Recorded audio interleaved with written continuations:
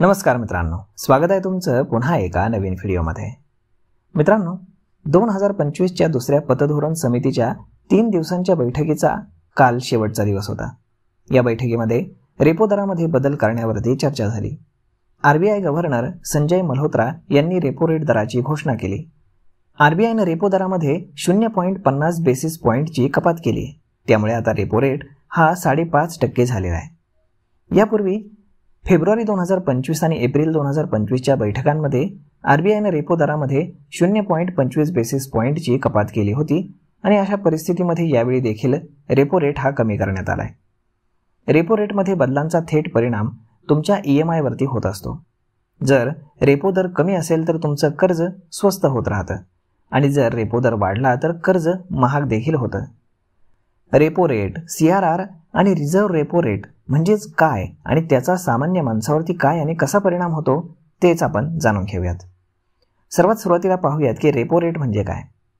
ज्याप्रमाणे तुम्ही तुमच्या गरजा पूर्ण करण्यासाठी बँकेकडून कर्ज घेता आणि ते निश्चित व्याज दराने परत करता, त्याचप्रमाणे सार्वजनिक, खाजगी आणि व्यावसायिक क्षेत्रातील बँकांना देखील त्यांच्या गरजा पूर्ण करण्यासाठी कर्ज हे घ्यावं लागतं। अशा परिस्थितीमध्ये रिझर्व्ह बँक ऑफ इंडिया बँकांना ज्या व्याजदराने कर्ज देतं त्याला रेपो रेट म्हणतात। जेव्हा रेपो रेट कमी होतो तेव्हा सामान्य माणसाला मोठा दिलासा मिळतो आणि जेव्हा रेपो रेट वाढतो तेव्हा सामान्य माणसाच्या अडचणींमध्ये वाढ होत असते। तर आता रेपो रेट दरातील बदलाचा कर्जावरती परिणाम कसा होतो ते पहा।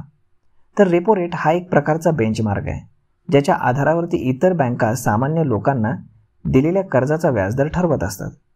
जेव्हा रेपो रेट वाढतो तेव्हा बँकांना जास्त व्याजदराने कर्ज मिळतं।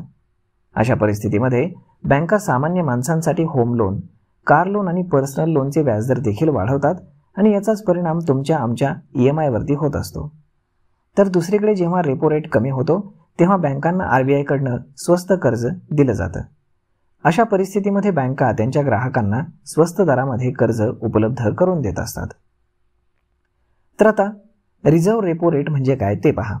तर रिझर्व्ह रेपो रेट म्हणजे ज्या दराने रिझर्व्ह बँक ऑफ इंडिया व्यावसायिक बँकांचे अतिरिक्त पैसे स्वतःकडे डिपॉझिट करून ठेवतं, त्या बदल्यामध्ये RBI या बँकांना व्याज देखील देतं।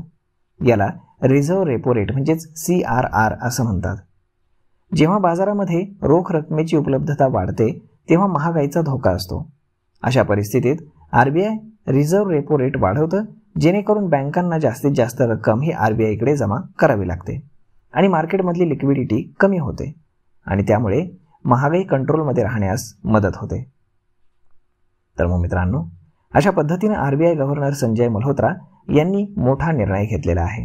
आता याचा आपल्या अर्थव्यवस्थेवरती फार चांगला परिणाम भविष्यामध्ये होणार आहे। तर मग पाहूयात पुढे काय होतं ते।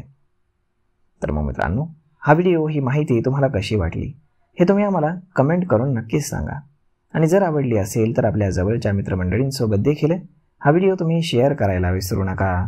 धन्यवाद।